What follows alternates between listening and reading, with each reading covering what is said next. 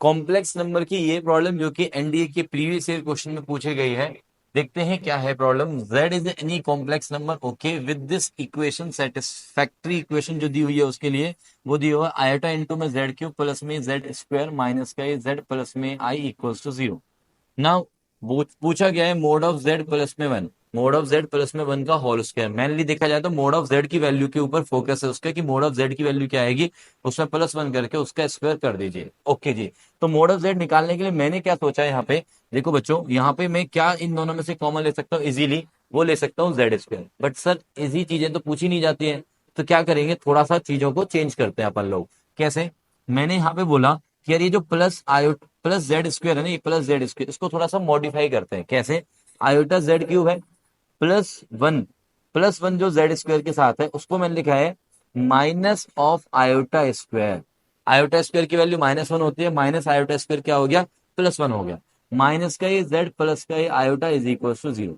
Right. अब हम देख रहे हैं, अब हम क्या देख रहे हैं कि इन दोनों में से क्या कॉमन है, आयोटा कॉमन है और जेड स्क्वायर कॉमन है। अंदर क्या बचेगा, जेड माइनस का आयोटा। राइट। ऐसा मैंने क्यों किया, क्योंकि आगे मुझे साफ दिख रहा था -1 कॉमन लेते ही जेड माइनस में आयोटा ही बचेगा। सो दैट्स वाई यहाँ पे होगी फैक्टराइजेशन जेड माइनस में I iota into Z square minus का 1 इक्वल्स टू 0। अब या तो ये 0 होगा या फिर ये 0 होगा। ये 0 होता है तो जेड की वैल्यू आयोटा आ जाती है, और इस केस में मॉडुलस ऑफ जेड आ जाएगा modulus of iota. Modulus of iota कितना होता है, 1 होता है। अगर अगर दूसरा केस एग्जिस्ट करता है तो हमारे पास ये आएगा, जेड स्क्वायर की वैल्यू हो गई 1/आई।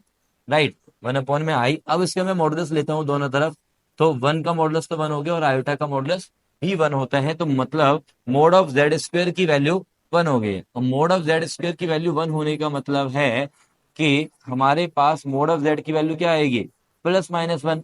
बट मॉडुलस तो कभी नेगेटिव होता ही नहीं है सर, तो इसलिए मॉडुलस ऑफ जेड इज 1। तो दोनों ही सिचुएशंस में मोड ऑफ जेड की वैल्यू 1 आ गई है। तो हमारे पास जो सॉल्यूशन का जो फाइनल आंसर बनने वाला है वो देख लेते हैं। Mod of Z is 1, 1 plus में 1 और उसका स्क्वायर। तो I think we are done, that is 4। Happily done.